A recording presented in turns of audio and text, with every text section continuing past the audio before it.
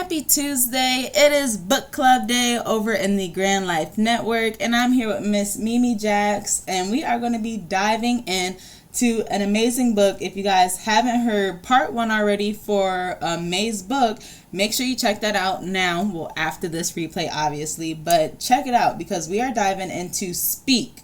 Find your voice, trust your gut, and get from where you are to where you want to be by Tunde Oyeneyin. And it has been amazing. Our last conversation, we were talking about where do you feel the most genuine, right? And what kind of advice would you give to yourself looking at yourself right now? We talked about how it's always so easy to look at others and say, here's what you need to do. But when it comes to ourselves, we start to neglect those same things. We start to not see how we can help ourselves. So in today's conversation, I really wanted to dig into this part that really attracted me about her title, which is get from where you are to where you want to be. It's like, okay, that's the magic question right there. How do we do that, right? How do we do that? And again, Mimi, anytime you want to intervene, please feel free to unmute. Otherwise, I may just keep going on, and then we will touch back at the end and share our questions. And today's question is going to be, have you ever had the blue light experience that changed the trajectory of your life? So right off the bat, what is the blue light experience, right? And this is a middle chapter, although today's review will kind of go over the ending chapters and highlight different parts that I kind of had summarized and chunked up in like different sections basically. But this one starts at chapter 4, which is the blue light.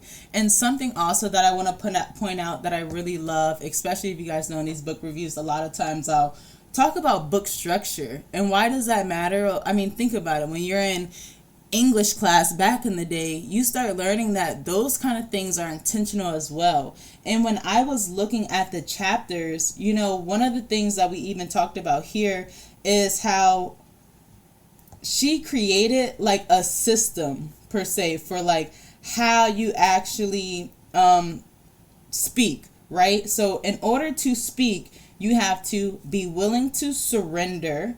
So surrender. You have to know your power. So there's knowledge. You have to lead with empathy. So empathy.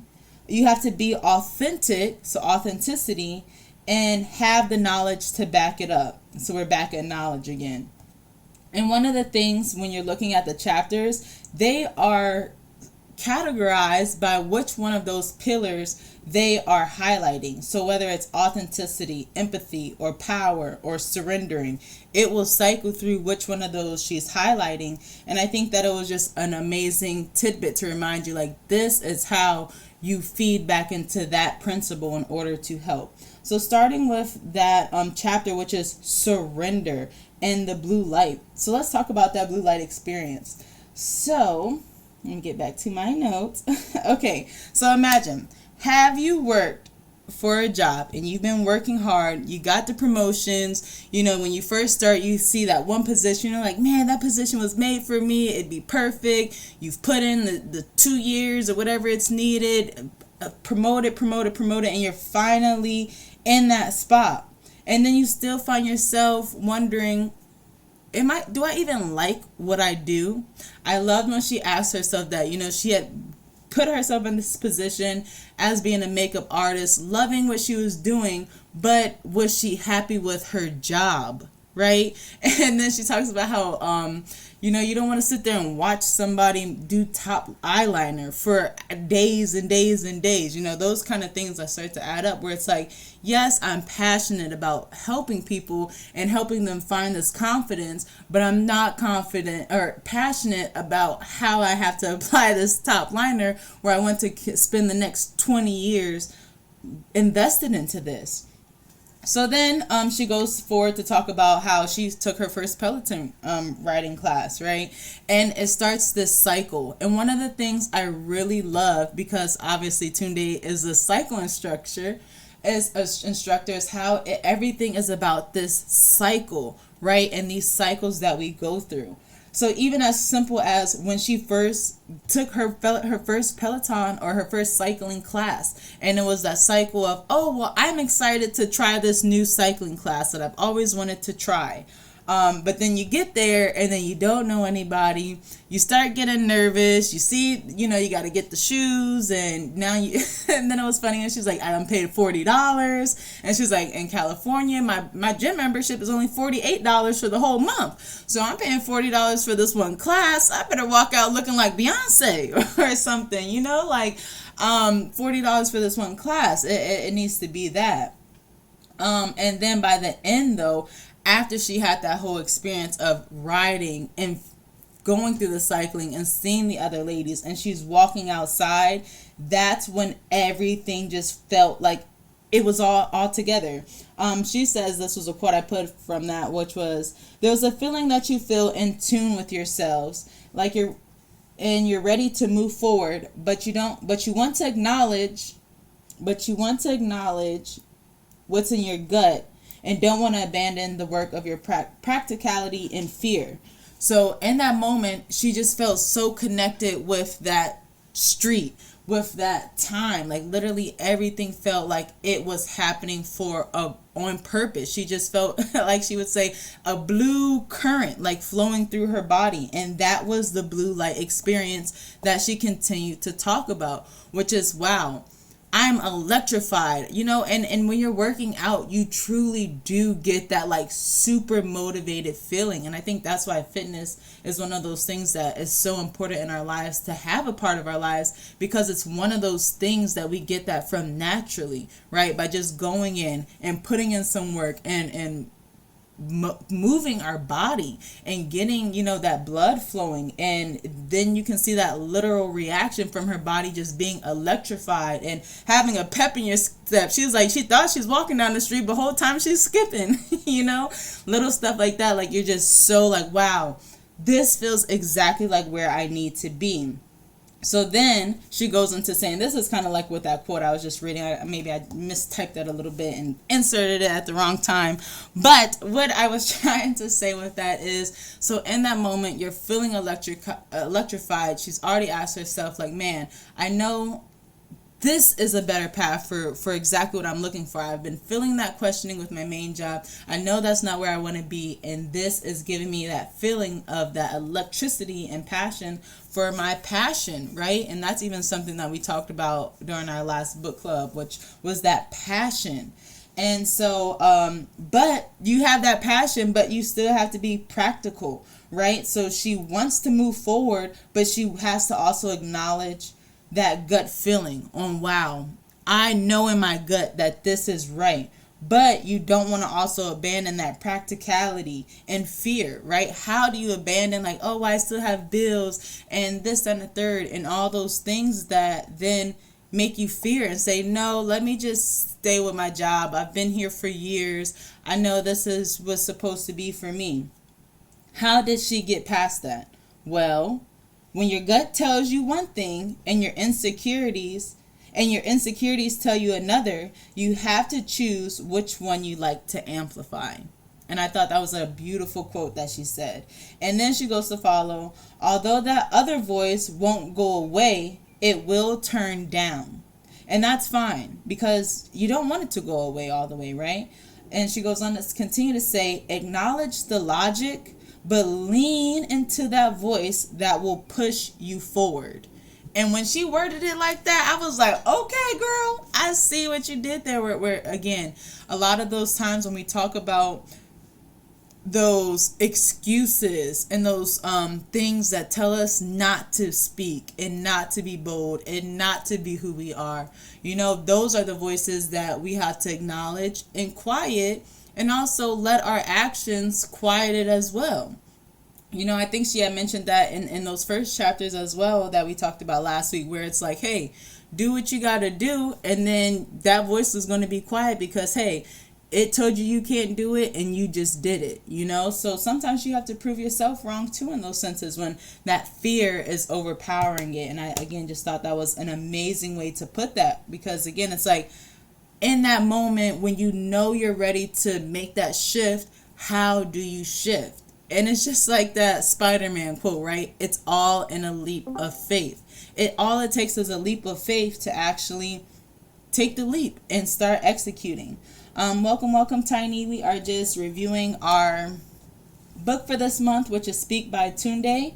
Our question for today, so you can start thinking, is have you ever had the blue light experience? Which is basically like, and I just kind of went through this one, but it's basically like that aha moment where it's like, man, you're in that moment and you're like, this is exactly what I'm supposed to be doing. And it changed your, the trajectory of your life, and what that was like. So kind of moving back into Tunde's story and how, again, in that moment, you have to, again, amplify the voice that is telling you that you can do it so that it silences all those insecurities and fears, right? And then aside from that, you also have to surround yourself with good people. And it's so crazy because one of the things when I had first started, like, moved across the country and then got engaged and then, a lot of the things I got pregnant and, a lot of these different things in my life has started to change. It hadn't. For a lot of my friends, we was all fresh out of college, so they're all still day drinking and things like that. And you don't realize that people aren't necessarily not happy for you in the way that things are going, but they may not want that to be where you are, right? Because they thought you were supposed to be with them still. So, and that's what made me start thinking about my own circle when Tunde starts talking about hers, when she's in this exact moment and she's like, talking to her friends at the bar, like, man, I just had this awesome experience, and literally burst out crying like, oh my gosh, this is I want to be cycling, and how crazy does that sound? And all of her friends there, and there's two other friends, start crying with her. And she's like, wait a second, why is everybody crying now? And they're like, because that sounds amazing for you, and it sounds like exactly what you need to be doing. And she gave another analogy. It's like how, people always say, oh, if you're in a room and you didn't brush your teeth, the whole room will know that you didn't brush your teeth except for you, right? Because your mouth is too close to your nose, so it's not going to tell you that you still smell like Funyuns that you ate 2 weeks ago. So, when you're too close like that, sometimes it takes that outside influence to look at you and see something in you that you haven't even seen and be that extra encouragement, So like I said, when I had to start looking at myself, I had to look back at those kind of situations like, man, I guess people, weren't really excited for those next steps, because, and that's where she said what she was mentioning in this part of the story, which is how you have to look at your circle like that, because you don't want to be telling your circle that you're starting this new business and then they tell you, oh no, you just need to stay at that job, where you got that 401k and you got the dental benefits, and that's not the circle that you want to be around. You want to be around that circle that's going to be pushing you into that right direction as well. So again, just using these things that we are taking out of this book to really apply into our own lives. One of the things that I think is such a powerful tool is, when you reflect on different experiences and start to look at those different experiences in different ways, just like how I've just been mentioning, being able to look at my friend interactions and when they start going south during those times and thinking about the responses and things like that, and just starting to understand, okay, this is why, it happens to us all, and you see what's the good and you see what's not the good. And, again, Tunde just being an example of what that is that you want to be surrounded around in that time, I think also just made a very important part, because that is an important part. But then she also goes on to talk about failure, right? So in the story, Tunde, during our first part, we talked about how she went for weight loss and, that whole transition of it. And then she became a makeup artist and, she's finding her confidence. And then throughout this whole story, it's really an amazing story of her journey thus far. So now, now she's trying to find really what she's passionate about and what her life's purpose is and those different things of that. And she knows that she's here to kind of make people feel confident, right? That's kind of what we talked about her purpose being last book club. But now it's like, how do you make people feel confident while also making yourself feel confident? So, she starts the cycling class and she's at a gym and, she's growing there, and then starts taking her, she took her certification and became certified, but still hadn't really been using it until, her friends at that point again encouraged her. Like, girl, no, we will buy out the seats and we will fill it. We got your back. And then things still worked out for her. And I think one of the quotes that she had mentioned in here, and let me try to find it so I can really quote it right, was, okay, I don't see where the quote that I put here, but basically it was along the lines on, even when you don't think things are working out, things are working out. And she kept reminding us of that and leaning into that moment and trusting that we are in that right spot that we're supposed to be. So be present in that so that you can do the most in that moment, right? And even when it comes to failure, she reminded us, so back to the story with her and Peleton or her cycling. So now, she's working at one of her friends' gyms, and then she gets the opportunity with auditioning for Peleton. And guess what? She didn't get the job. So it's not how the story you would think would go initially,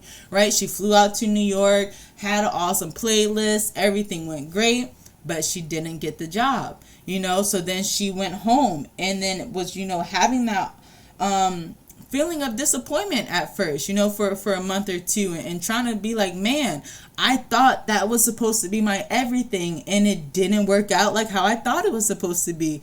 I didn't get this amazing job that I thought all of this was supposed to be leading up to begin with, right? But after she had let that pass and after she was ready to get back into her groove, one of the things that I thought was amazing that she reminded us is, in that moment, don't start your next opportunity leading with disappointment.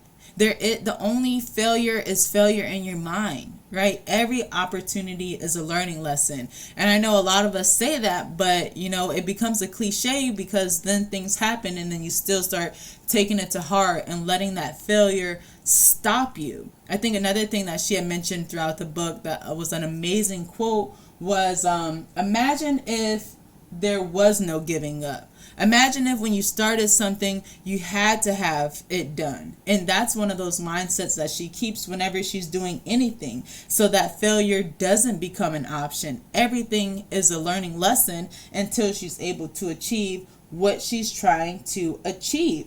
So, and then she says, if it looks like I haven't failed, it's because I don't believe in failing. Imagine a world when you couldn't give up and had to keep trying. Right. That's exactly what I just mentioned.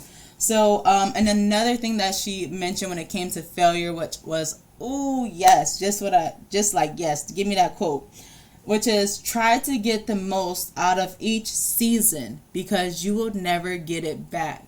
And that is why time is so valuable. Even the minute that just passed, the seconds that just passed. These are the reasons why we even say, bi-weekly, we're still going to get together and talk about books and mind elevating and tools in our business and the different things that we can do to support each other's businesses, because we understand that this hour is valuable. Right? We spend so many hours doing so many other things, whether that's self-care, which is important, working to pay bills, which is important, cleaning our house, which is important, but reading books together, right? How many of us like reading books, but felt like we didn't have the time to be reading anymore? And we've now made the time to say, hey, we're coming together, we're going to read. I know these book clubs definitely have been holding me accountable since we've started. On Tuesdays, if I haven't read up until that point, Tuesdays, I'm reading. I'm listening so I can be absorbing. And I'm really happy because I actually started that more like Sundays,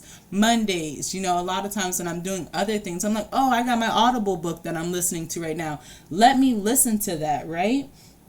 and just use these opportunities and try to get the most out of each season, because once it's gone, it's gone.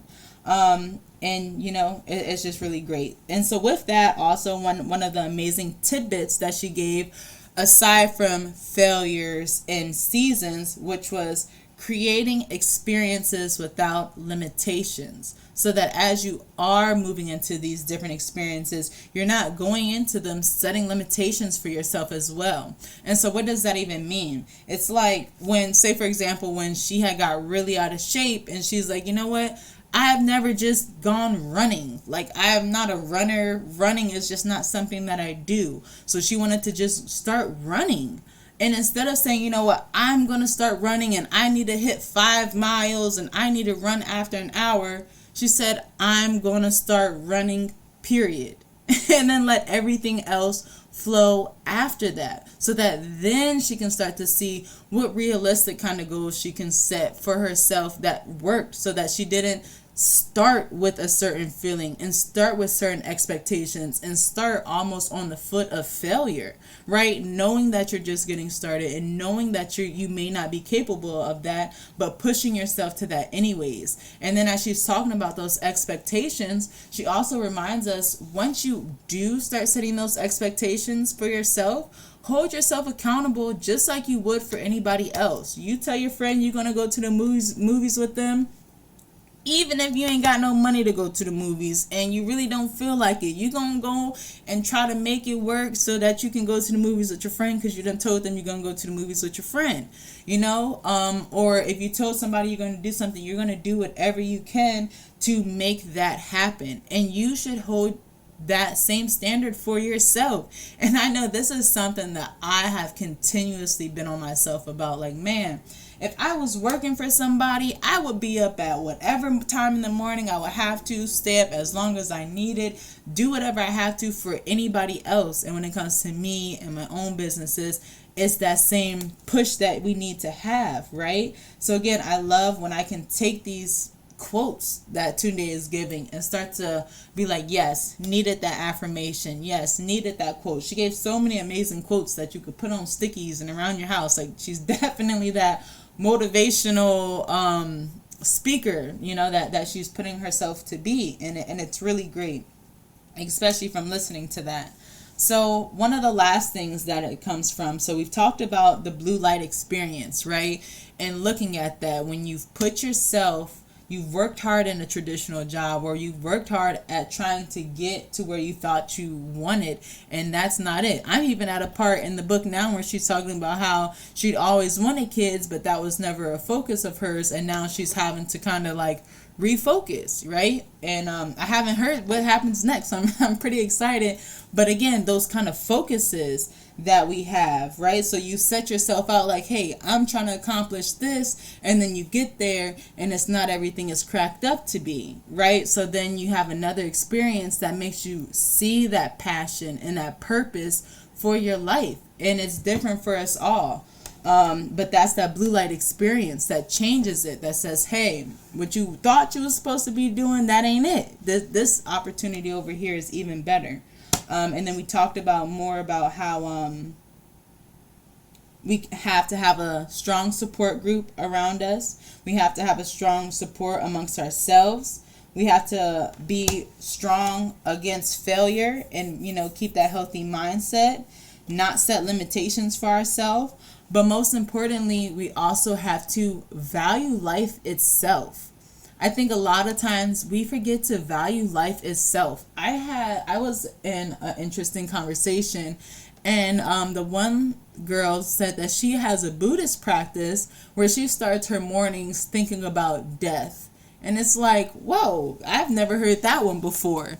And she was like, yeah, because once you realize that that's the only thing that's inevitable, you would take advantage of every single day, knowing that eventually it will be your last. And I was just like, Dang, that just got super deep. Like, super deep on that one. I don't know if I'm strong enough to think about death every morning, because I'm like, I ain't trying to attract nothing like that. But it puts that perspective on, every day can truly be your last, and taking advantage of all that you can in that day. And that's something that I always try to do no matter what. Like, what is the most that I can achieve today, so that today is your last? You've accomplished what you were trying to accomplish, right? And so in this, she talked about so many people that she lost, like her brother, her father, her mother, so many different things, breakups with her boyfriends, leaving her other job, losing friends. Like I said, she was working with another friend that had a cycling studio, and then went to Peleton, and had to kind of curve that relationship, because it almost feels like betrayal when you start to try to focus on whatever you're trying to focus on. So it comes down to what you value, and how you value your life, and how you value life in general. So when it comes to how you value your own life, the first thing that she says is, once you put yourself on the sale rack, it's hard to take yourself off. And that's something I think that Mimi had even mentioned before in one of our conversations about value. And, putting yourself on that sale rack, it's hard to say, yeah, we was 99 cents, but now we $99, because a bunch of people done bought it for 99 cents and they're happy buying it for 99 cents. So now they don't want to pay $99 knowing that they could have got it for 99 cents.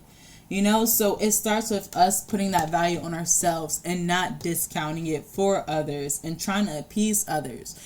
She really talked about that when she talked about her boyfriend that she was breaking up with, and how she always would justify what he was doing because of his upbringing, and trying to be that one person that never abandoned him. And it wasn't until she had jokingly said, oh yeah, we broke up, and then all his friends was like, whoo girl, finally, because that was not it, that she had to start looking like, wait a second, what's going on? And then she really started to see why she had lowered her standards to be able to take care of him. She had discounted herself to match him, instead of saying, hey, well, I want somebody that is focused on me, and I can have somebody that's just as motivated in everything that I'm looking for as well, instead of somebody that's not, and that I'm taking care of and kind of have to fix so that they want to stay with me, almost in that kind of position. So thinking about how we connect with people and why we connect with people, and making sure that they are valuable connections.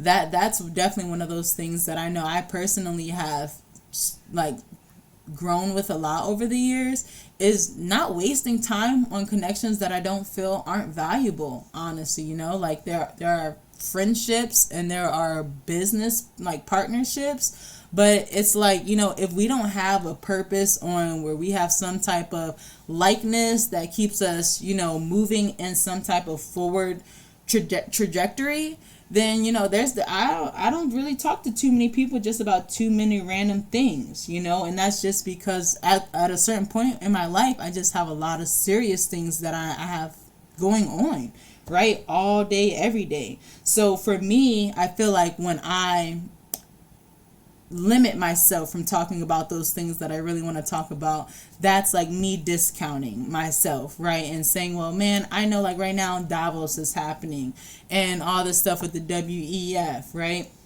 But I don't want to talk about that because whatever. And that's really me discounting myself and putting myself in a different position than where I really want to be. So, again, how we take these tidbits and reflect on ourselves and say, man, how have I been discounting myself? Where did I not see my own value, and how I cannot do that anymore, right? And this is why I keep also adding in little tidbits on how I ask myself these questions, because I want all of our listeners, and even Mimi and Tiny that's here today, to be hearing these things and asking ourselves these questions as well, right? If you haven't asked yourself these kind of questions, reflect on it, because we all have similar situations that we can learn from each other with. And when we learn how to learn from each other, then you don't have to go through these same mistakes, right? Tunde wrote a whole book about writing about speaking up so that we can learn how to speak up confidently. So it's let's talk about what you have to think about, what questions you have to answer so that you're able to do that. And then she just went on throughout the last few chapters and talking about that value, and talked about like one of her friends that was in an abusive relationship, and how she was helping young girls that were in abusive relationships as well, and how you have to hold a mirror up to yourself and tell yourself what you need, right? She was like, that was one of the exercises that she would always do with the abused girls, is hold a mirror up to them and tell them what they need. And one of the things that I have always come to find is all those things that you need always be right there already in you, right? All those things that you're asking for someone else, and begging somebody else to do, and wishing that somebody else would do. If we were just okay with ourselves doing that and being okay with ourselves, it wouldn't even be a problem. We wouldn't even be looking for that outside of ourselves, because we would be content already having it, right? So, taking a moment to sit there and look in the mirror and tell yourselves that you already have exactly what you need. That's where the value starts as well. I remember when I was like 13, I used to have this one scripture written on all my mirrors, which would just remind me I'm fearfully and wonderfully made. So like, no matter what, when I'm looking at it, I'm trusting that, and I'm trusting that whatever I'm doing is right, and knowing like, hey, my heart is right, my soul is right, I have great intentions, so I know I'm on the right path no matter what, and that I was made for a reason, and in those times we still have to look in the mirror, take that pause, and tell ourselves what we need, and whatever that is for us, that's what we have to tell ourselves that we have, and then she goes on to say how even when you do that for yourselves, you can pass that on to others. And she talked about when her father passed away, and how she would do things like go to the pharmacy, and she picked up his medicine, and everybody's getting excited. And not just one pharmacy, but all the pharmacies and the dry cleaners. And, having that much of an impact, because her dad took every experience and encounter that he had with a person that serious, right? Looking at that situation to see, what is the purpose of me interacting with this person? What can I pass along? And she says, let me see, there was one really great thing here, which, okay, I guess I didn't write it down here, but it basically said, when you pass that on, they'll pass that on. So when you make somebody else feel special and seen and important, then they want to do that for each other. And think about it. We are all here for a reason. And how many times have you heard that quote, like, your purpose is not even for you, it's for the next person. And you never know why you're in that moment for that other person. And that's something that when it comes to like the world, that has always been like super cool to me anyways. Like, oh, I'm living my life and somebody else is living their life, and we cross paths, and how my life might be perceived to their lives, and like connected, like, oh, I'm just a random girl walking by, and they're living their whole life though. Random like crazy thoughts, I guess, that I have. But those are, again, those kind of things that you want to be looking at when it says like, wow, it is that impactful, right? These encounters that we have with each other do matter. So being considerate of that and making those impactful, because you never know how important they are, and that legacy that you're leaving, and when you're gone, those effects that you'll continue to have. So, valuing your life and your purpose that much. So yeah, those are a lot of the different things that she talked about. Let me see. So another, I guess this would be a bonus question, because this was one of the last questions that she had actually posed, which is, how do you deal with the ride you're on? So that will be a bonus question if you guys want to take that on as well, because that was like one of the last things I guess I heard her just say. So yes, bonus question. But whew, that was a mouthful, but that was some good stuff. And if you guys haven't, that book is available on Audible. She is the reader as well, and it is truly amazing. Her story is so powerful. Again, I've just kind of been summarizing a few of the different points that she's made and the impactful points that she's gone over, but really it's not like hearing her story and hearing, like, she adds so many awesome quotes and motivational points in there within the story to just remind you like, hey, when you're in this moment and feeling this, take this and use it for that food to nourish your soul that you need at that time, right? Because that's some things that she's also big about, is that soul food too, and feeding that soul as well for what you need. And she definitely did that with a lot of the different gems for the book that she wrote here. So that is a summary of the ending of Speak. Amazing. We've talked about the structure. We've talked about what the pillars of speaking even are. We've talked about the blue light experience. We've talked about valuing ourselves and just this cycle of life that we are all on. So 2 questions I want to pass to the pose to the group is, 1, have you ever had the blue light experience that changed the trajectory of your life? And 2, how do you deal with the ride you are on currently? Does anybody want to start? Yes, Miss Mimi.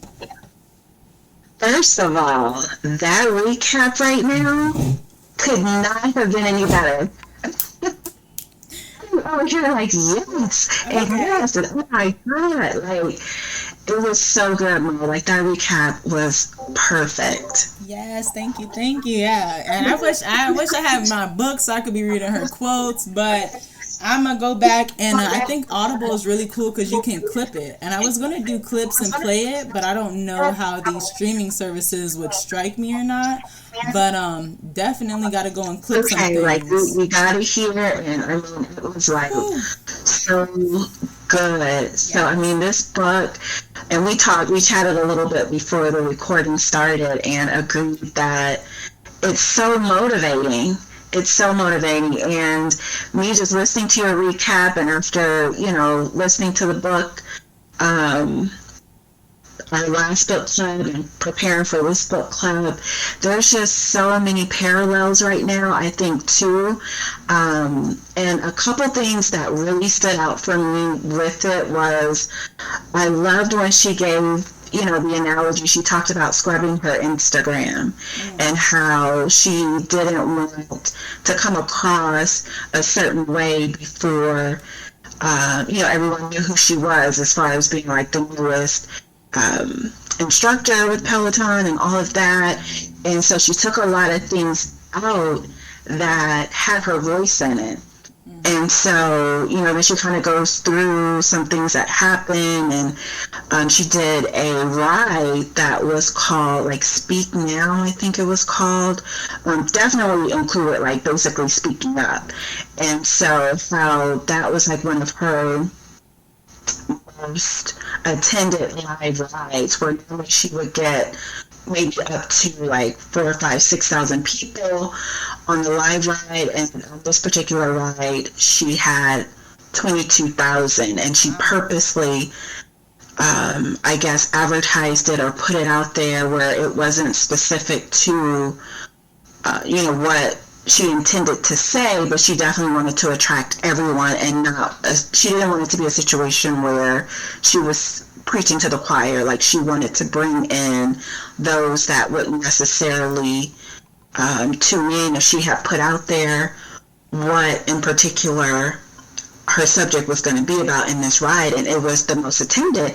And then she thought, like, okay, well, during the ride, probably was going to go from like the highest amount, 22, 23, 24, whatever it was, for the highest amount of people that were attending in the thousands. She thought maybe it'll go back down to like 4,000, 5,000, 6,000, and it stayed, like, people stayed tuned in to what she had to say, and that just made her think, even though she still had no regrets, like, what if she had just kept her voice and not scrubbed her Instagram, and people saw who she was. So she used the analogy of like waving the flag, like, we have a voice, we want to speak, because that's us waving our flag to the people, to our people, knowing like, hey, I'm here.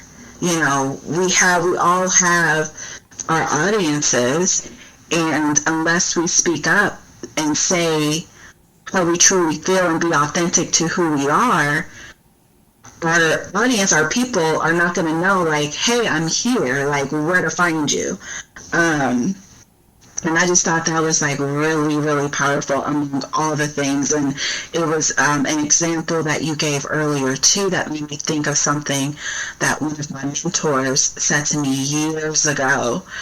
And it was basically, you know, how would you proceed through life or handling a situation or pursuing something if you knew you couldn't fail? Like if you absolutely knew that you cannot fail, how would you attack that thing? How would you proceed like day to day, and how would you go about your journey and getting to where you want to get to if you knew you couldn't fail? But because, like you talked about, Mo, in your recap of everything, you know, sometimes we let that fear speak loud versus like knowing that, okay, this is a new journey or blue light situation, and you know, like just basically like not letting that fear be the voice, but the positive, and just having the right people around you. So those are like two things that really, just having that flag, like having your voice, and just proceeding in life knowing that, okay, if I knew I could not fail at something, would I be responding this way? Would I be responding with fear, or would I be responding differently?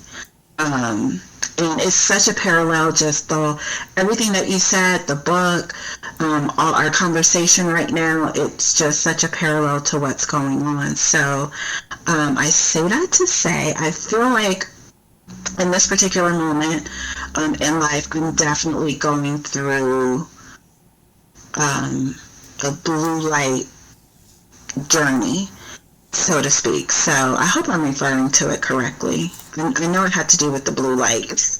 Yeah, she called it the blue light experience. Like it's like a moment. Like, oh, you felt that blue light right there. Now you in it. Yes, I'm definitely going through that, and it stemmed from a situation at my current employer where it was just time, and everything unfolded and has showed up to where, okay, this was a moment in time. This was like my blue light experience. And I say that because, you know, I have been going through some transition for a while, probably definitely before the pandemic and quarantine and all that stuff. But just getting there, like hanging into relationships, like she discussed, for way too long, not knowing, like, okay, just step out of it.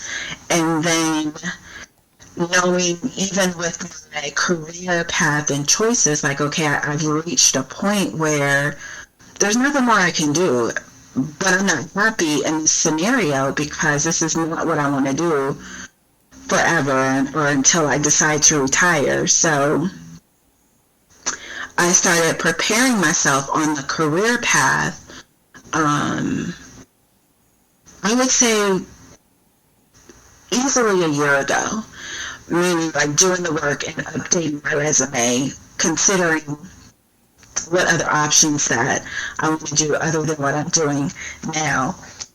Excuse me. And then even like in relationships and aligning myself with, you know, certain people, and, you know, just making sure that, not that everyone I had to cut them off, but definitely I needed to refocus on the 5 people that I surround myself by, because I don't know if you guys have heard this before, but I love the quote. It's like, you're the average of the 5 people that you hang around. And if, you know, I had to take a strong look at my circle and see, like, okay, where am I putting a lot of energy in certain relationships? And that included not just friendships, but, you know, romantic relationships, family, like all of that. I just had to assess and see, okay, the 5 people that I spend the most time with and that I share my life with, like, is that a good average of who I am? So fast forward from a year ago and even, pre-pandemic and all that, I remember being on a meeting at work. It was like a mentorship type situation. And I remember one of the doctors saying, you just always basically got to keep your eyes open, like keep everything updated. So when you have the opportunity, you're not having to get ready. Like it goes back to, don't constantly be ready so you're not like having to get ready. And so I was like, okay. And I was going through some scenarios last year and I was thinking like, okay, this will fall through. I had a connection and all of that. And it just all of a sudden just flopped. Like nothing was happening. Fast forward to less than a month ago, some things changed at my current job and it was just in my gut. Like I could not avoid it. It's like, how you just know, like what you were saying though in the recap, like you just know, like it ain't right, like it ain't it. And I was like, I just knew like I couldn't let, it was just not in me to even try to handle the situation. And so I was like, I'm just gonna have to look, and I had to consider like, okay, I know I have insurance background and would I like to say in medical? Yes. But I have also a strong background in auto. And so I had to open up to one, because I'm such a loyal person, I had to open up to the fact that, okay, even though I want to stay with the same company, I want to stay with medical, is this serving me? Like, is this really serving me, especially when you're looking at inflation and just, my situation changed in my household and things like that. Like, is this going to serve me? And my gut was just like, no, girl, no. So I was like, okay, everything's updated, everything's ready. Like, all I have to do is actually do the work and go and look for some other opportunity. And when I tell you it happened, like, one day an application went in, well, several went in. 2-3 days later, there was an interview. 2-3 days later, there was an offer. A day or two, we're negotiating. Another couple, like, this has all happened in less than, like, 2 weeks. Probably, like, a week and a half. Like, all of this had just happened, and it wasn't because just, I wasn't ready. I had been preparing for it, and I had been seeing other people kind of, moving and getting certain positions, and I could relate to her when she was talking about not getting the job at first, and I'm like, I'm overqualified. Then these other people like, why are they like finding these things? And but it just wasn't. It wasn't my time, and that situation wasn't for me. Because even if I had gotten a position, what was prepared for me and what I was ready for in this current moment was way better than what I was seeing other people get. And now I understand that and I get that, and I could be happy about not getting those other positions. But in that moment, I was like, what? Like, are you kidding me? And so I guess moving into your bonus question about how are you, what was the question, Mom? Let me pull it up because it was worded very eloquently. And congratulations, girl. I'm happy to hear everything is rolling. I was like, as soon as I had started recording, I was like, oh, shoot, I meant to ask Mimi how everything's been going, but I'm happy to hear that update. So the question is, yes, how do you deal with the ride you're on? Okay, how do you deal with the ride you're on? Yes. So this is something that I've always said in like my romantic relationships. Like wherever I am, I'm in that moment. If I'm in a relationship, I'm in a relationship. If I'm single, I'm single, and I don't envy the opposite. And so all of this has taught me like that doesn't just apply for that. Like, I had to go through what I went through to get to where I am.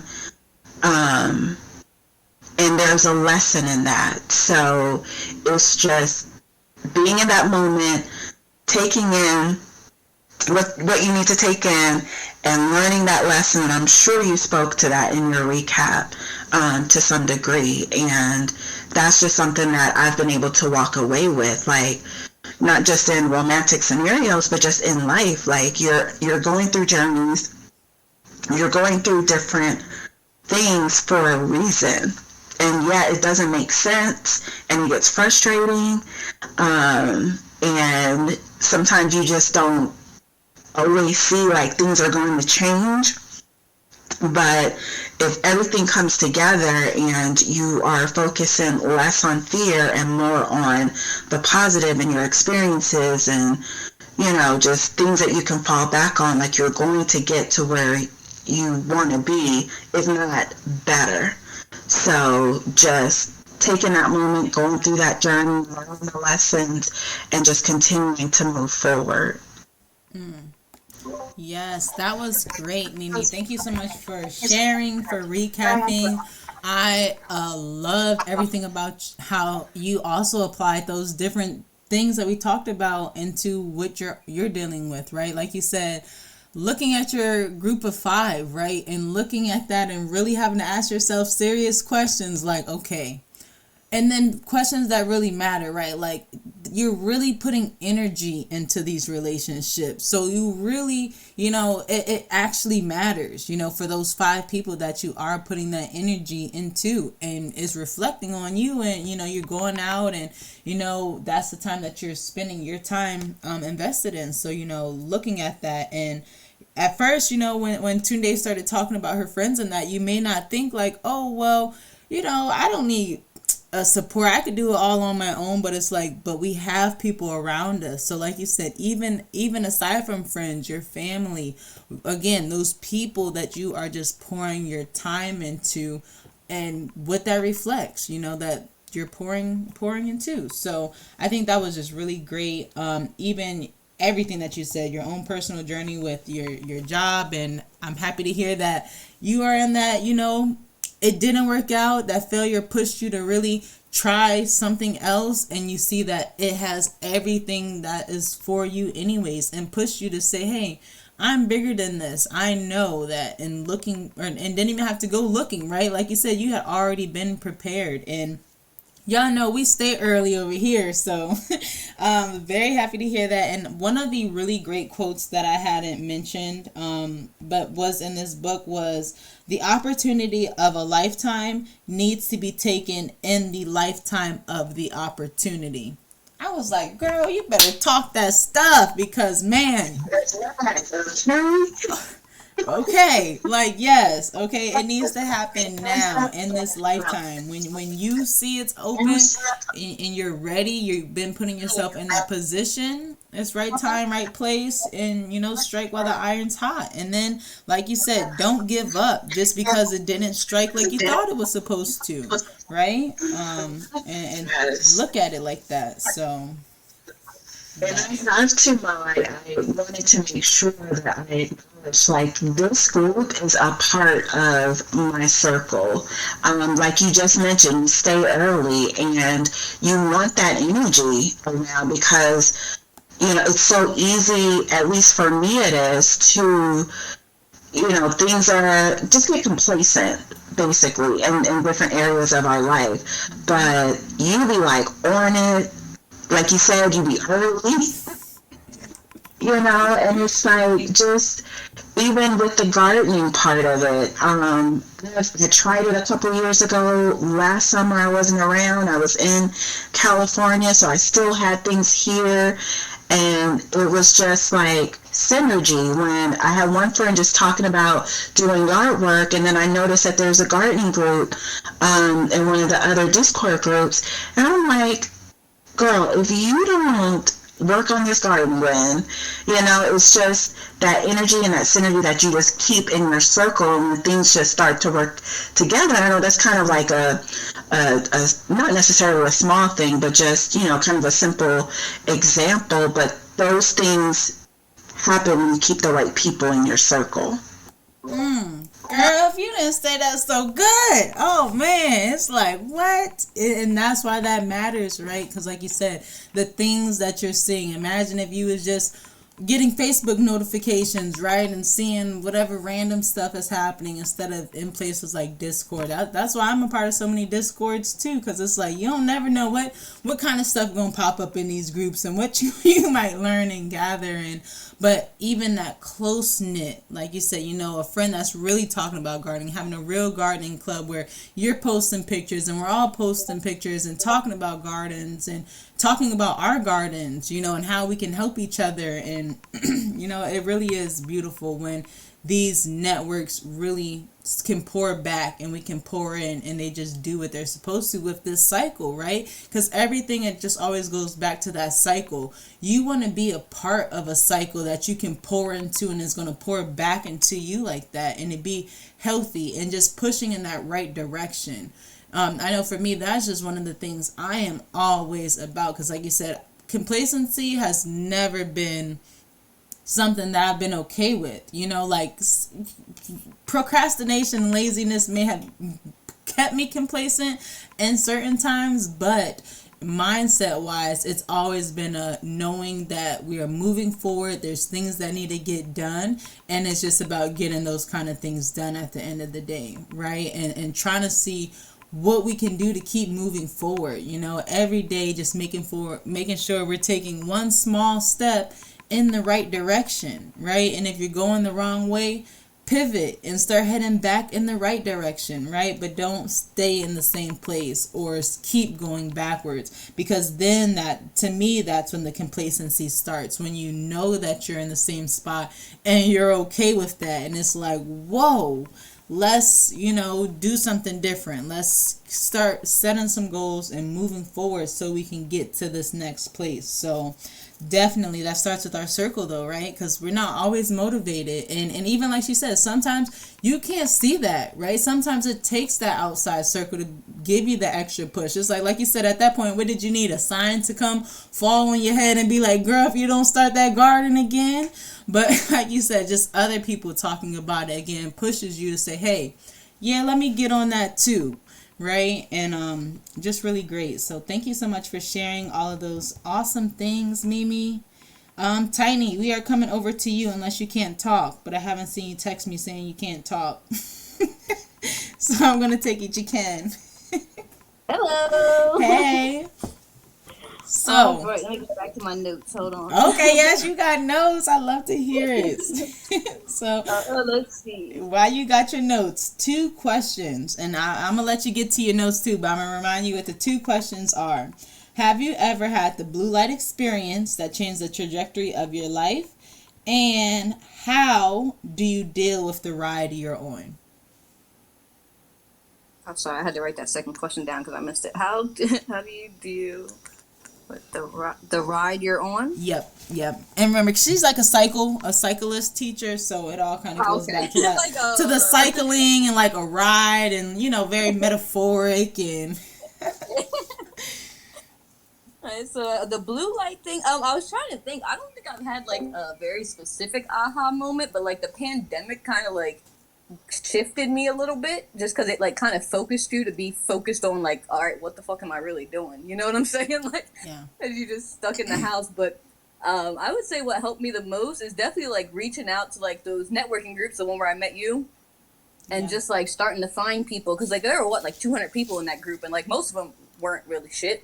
But I found a good, 10 people that, I really connected with. And I still talk to, I still, even though I haven't been on Instagram, I still do talk to a lot of those girls. Like Miss Chandra, so she always texts me, asking how the baby's doing and stuff like that. So it's cool to, reach out just to see what you can, just, throw your net out there. You know what I'm saying? And see what happens.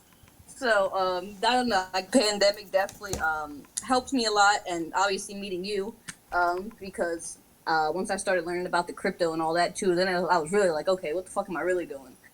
So I had to figure that out.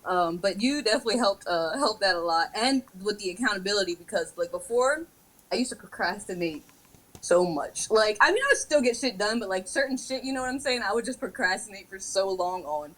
And definitely meeting with you and working with Rolf, definitely. Because it gives me okay, if you don't do this, Mo's not gonna be mad, but Mo, she's gonna be upset. She's gonna be mad, what the fuck happened? So definitely try to keep up and do what I say I'm gonna do. So it definitely helps me with having a network definitely helps me with the accountability. What else did I have in here? Oh, when she was talking about like the that advice you always hear about, like the five people closest to you. I think like during the pandemic, like because during your life you always hear all this advice, but you're like, all right. But like during the pandemic, I started really like taking that shit seriously, I guess. So all that different stuff that was coming up, like that five people thing, and just like seeing who was around me, especially because like once the pandemic hit, you kind of like started cutting people off, like just naturally it just happened because you're not out doing as much stuff. So it definitely makes you reevaluate, like, okay, like what am I doing? What are the people around me doing? Because before like all of this, like I guess that was like right before, between like 2019 and like 2020, I was still partying. You know what I'm saying? Like I was living my life chilling. So it definitely made me like reevaluate. And then plus at the same time, I also moved in the middle. What was that last? Oh, that was last year. That was 2021. But in the summer, I had moved. So that like after I bought the house, that was just like a whole life changing experience basically. That just kind of like fell into line. But once I moved out here, now I'm like dead ass by myself. Like I'm sitting out on my front porch. Ain't no, I don't even see a motherfucker. Ain't no cars. Ain't no nothing out here. Like it's just me by myself, and with my little family or whatever. So I think it just helped me, kind of reevaluate what I'm doing and what the people around me are doing, and not how it's benefiting me, I guess, but like how it's affecting me, I guess is a better word. Yes. And what else? Oh, that's that quote I wrote down. That was from you. I don't know what else. Oh, how do I deal with the ride I'm on? I guess just I'm like a roll with the punches kind of person. Like I try to plan. I try to get like make sure I got my stuff in order. But for the most part, I kind of just like go with the flow and just correct as I go. Because like especially with kids and shit, like shit goes wrong every day. Like literally every day shit goes wrong. So you can't be held up on that. You kind of gotta just like keep it moving. And I guess if you're talking about being on a bike, you just cruise, without the pedaling. You know what I'm saying? Like when you're just on there cruising, that sometimes you got to do that, but at least you're still going somewhere. So, Yes. and I think that was all from my notes. But yeah. Awesome. That is so awesome.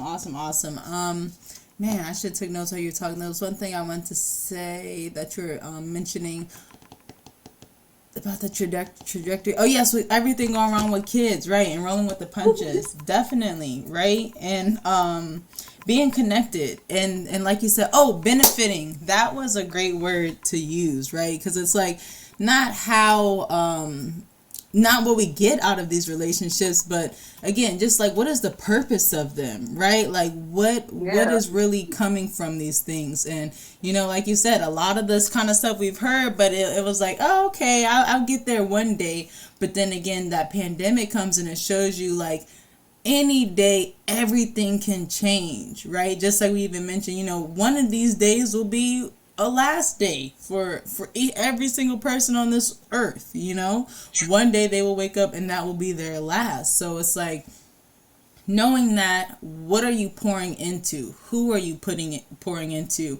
And what are you, doing throughout the day to get stuff done? And when it's happening, like you said, you got to roll with the punches because things ain't going to always go how you think. And if you waste that time stressing on that and dwelling on that instead of being able to keep riding, and using that bike analogy or get back up and, just keep pedaling, then you're going to just stay in that same spot. It again just keeps that same stagnant, right? If you're pedaling, you're moving.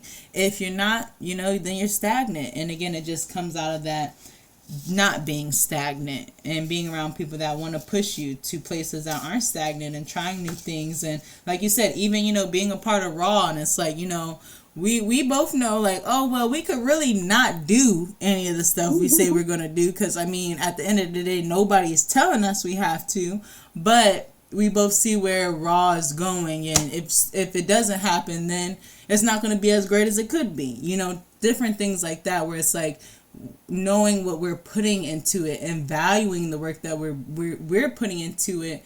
that's how that then starts to shift as well when it comes to our value and our networks. And again, just that whole cycle and making sure that we're pouring into things that matter like that. So again, really, really great points that you mentioned as well, Tiny. Thank you. Yeah, you gotta, like, that's what I've been trying to think about too. Like, damn, what was I about to say? Fuck, I forgot what I was about to say. Never mind. I know. My brain, and literally all something has to do is catch my eye, and my brain is just completely done. Yep. No, it's cool. This has been a really great convo so far, ladies. I will share my little tidbit about, I guess, my blue light experience and what changed my trajectory of my life, or how I did with the ride. And I should really write my answers ahead of time. I don't know why I never do, but okay, so first question, have you ever had a blue light experience that changed the trajectory of your life? Yes, I have. I would say that would be, I feel like I've had a few. The very first one, though, I had was, I seen, I had got a sewing machine. I was in like college, and I had been paying for college. If you guys haven't heard that saga, that was a thing. And I was talking to my Nana one time, and I'm talking to her about how to pay for college, and she's like, "You just have to make clothes for your friends." And I'm like, "Okay, Nana." Kind of let it go in one ear and out the other, until one summer, I'm like, "Oh wait, I just have to make clothes for my friends." And luckily, my college roommate at that time, who was like one of my really good friends from high school, she had a sewing machine. So she gave me her sewing machine that she had like never used and got when she was like young. And so I got a sewing machine for free. And actually, all of my sewing machines have been free. Those are like those things that always pop up because of that random alignment. So she gave me that sewing machine, and then I remember seeing, I think it was Rihanna, who was wearing this like bathing suit, or maybe you guys remember where those bathing suits were popular that had like a deep V, but it would have a string to like tie and close. And I took a sheet, my bed sheet, and I'm like, "Oh yeah, this is some nice," it was like a jersey cotton, like a little tan color. I'm like, "Oh yeah, this is some nice material. I could make something with it." And I went to Joann's Fabric and bought little like keyholes and some string, and I made a little bathing suit out of that bed sheet for the first time sewing anything ever. And I'm gonna have to send you guys a picture in the Discord of what it looked like, because I actually found it the other day. You guys can see young Mo, but that changed the trajectory of my life, because I was like, wow. It actually came out looking like a little something. I'm like, wow, this is my first time sewing. I had used the sheet. I'm like, wait till I really do something, and I was gone home from there. I would say another big point would obviously be when I didn't go to college, after my sophomore year, and that changed, because at that point I had thought I was going to be graduating after another 2 years of college. I had just signed a lease months before that was still around my college.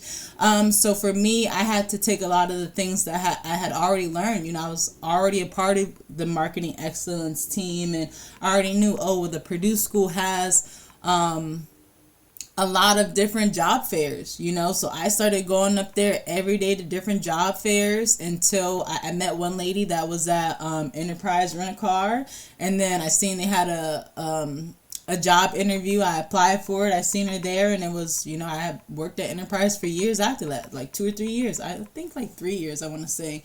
And again, my life changed completely again at that point when me and my husband got back together, and we randomly up and quit that. I quit that job, and I actually left the East Coast in a rental car that I had extremely discounted with my employee rates. And, drove across the country, and then ended up never going back.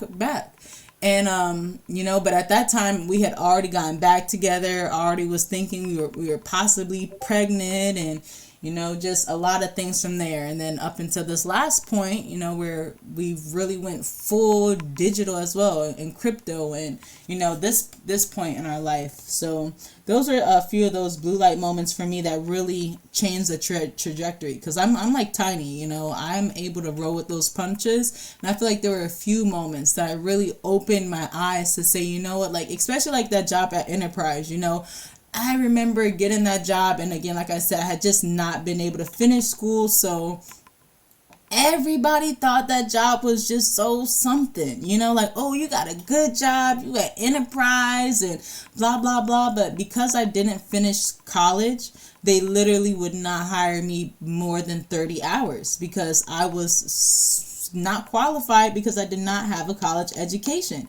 And it was crazy because when I had switched stores to one that was closer to my hometown instead of my college town, when I finally moved back, the manager, when he found out I was working 30 hours, actually reduced my hours to 25, because it was like super part-time, and I had to start looking for a part-time job. And I'm just like, I'm not going to start this cycle. And especially now here on the East Coast, where you start that cycle on barely being able to qualify because you don't have any of these credentials, and now I'm working 2 or 3 jobs just to be able to pay bills. No. And I was okay with completely up and leaving all of that and looking for something more, knowing that I was qualified for more than what they were offering.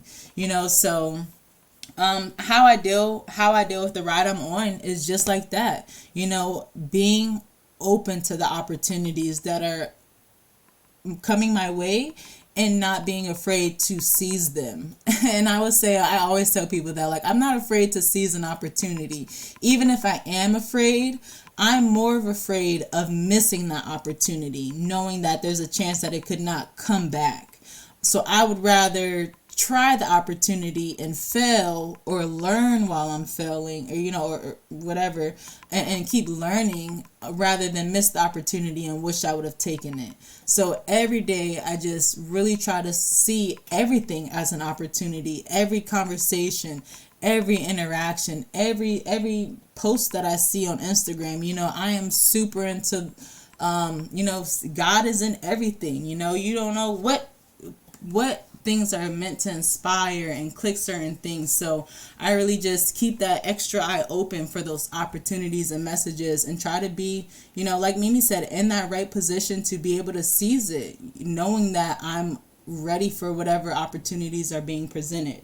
And then, of course, taking these tidbits that others are passing along, knowing that I don't like to learn a lot of hard lessons, right? If somebody can tell me you should do this, that, and the third, I'm going to try to do that, this, that, and the third, so that I can bypass one of those hard lessons and get on to the next step. I don't really enjoy failure and getting the answers wrong. And that's why I try to do so much due diligence and researching and preparing, so that, when it's executing, it is going okay. And of course, like Tiny said, shit happens, and it happens all the time regardless. But failure to prepare is preparing to fail.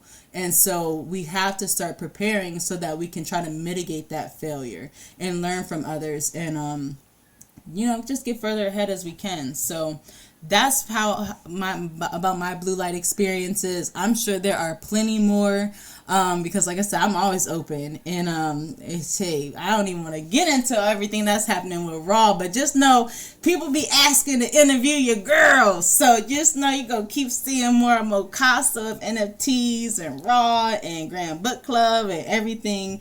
Especially after next month, man, we got some crazy stuff going on next month. We got physical to digital fashion show, like what the heck, all kinds of stuff. So, again, just being open to those opportunities and trying them. If somebody don't have it, I'm not afraid to write it. I was creative. I was watching this one interview with Damon Dash, and he was saying how he applied to be a owner of a football team, and of course he got denied. And now he's like, man, I don't want to sit at that table no more. I'll just make my own at this point. I'll make my own league. I make my own table, and do my own thing my own way. And that's possible too. right? If you've tried that and you see, you know what, I'm not really feeling this path. I don't want to conform to be able to actually sit at that table. I tried it and I've learned how I can build a table that can hold even more people, and not being afraid of taking that journey if that's where your journey is taking you. So, did anybody have anything else that they would like to add about our book or anything we've talked about today? You just reminded me when you were talking about, your job at Enterprise and that whole scenario. And I don't know if you remember the example that she gave about looking at your current job, whether you're in it just to pay the bills or, you just ended up there, whatever the situation is. But looking at it like this allowed me for me, the current job that I'm leaving, going into this new one, my current job allowed me the ability for the last 10 years to work there and have my own businesses. Because, I got in there, learned my job, I could do it with my eyes closed, whatever. And then hearing you give that example about when you were able to get that discount on that rental car, they got you across country to where you now are. So it's just finding that value in that circumstance where it's not, your best or where you want to be forever or whatever, but just seeing like the brighter side of it. So I was like, oh yeah, that was in the book too. Yes. I'm happy you mentioned that too, because it is. And it's so great how now that we've read this book, right, it's like, wow, we're talking about these things and can pull these tools from the tool belt. Like, oh yeah, be grateful for that moment. Like, yeah, you're right, and how again, when we're having these kind of conversations with our other coworkers or other peers or whomever that, we are conversing with, and it's like, we can now pour this into them too when they need that kind of stuff, and remind them like, hey, let's look at it this way, or let's look at this job and what it has provided for these past years, and when you did have it and the good that did come from it. So thank you for that reminder, and definitely a great point. Cool. Awesome. Yes. Cool. I don't see anybody else unmuted. This has been an amazing conversation. A little longer than usual, but hey, that's because all know when the conversation gets going, it gets going. And that's how we do it in the Grand Life Network. So, but I won't keep us too much longer. That's going to be a wrap. The replay is going to be available on YouTube, Anchor, Spotify, Apple Podcasts, and I think that's it right now. Our Google Podcasts and our Amazon Podcasts are not liking me at this moment, but I am still working on them to get them on a lot of other streaming podcasts, like we just talked about. We all learning, and the more we start getting through this kind of stuff, the more we'll be able to pass on to the next. So I appreciate you ladies for believing in this vision as well, because I couldn't do a book club by myself. Otherwise, it just wouldn't be as fun. So I definitely appreciate you ladies for tapping in every other Tuesday with me. We've been rocking, I want to say almost like it's got to be a year now. So I definitely appreciate you ladies for really sticking around, and especially you two. You two have been those kind of people that we have met, instantly clicked, and instantly been truly building, right? Seeing this opportunity, like Mimi said, looking at how we are actually motivating each other when we do come together, and all the different ways that we have come together over this past year. And it is something that's truly beautiful, and it's great to see how we're going to keep evolving. We always say, catch us 5 years from now, and it is something that I am so ecstatic about. Like, look how far we are. Mimi got a new job, tiny pregnant, we got a whole new dally growing. Like, look how far we've all come just in the time that we've met each other. Like, I'm excited, and we are always growing that network. The Grand Life Network is a network of women who come together to support each other, to hear how are you doing, to share your resources in whatever chats that we have here in our thing, and most importantly, have our book club where we get together every 2 weeks and come together to dive into these mind elevating books and really talk about what we need to do to be successful and hold each other accountable to be applying these tools. So Thank you to all of our listeners. Make sure you subscribe, share, tell all your friends, and we hope to see you next Tuesday. Peace.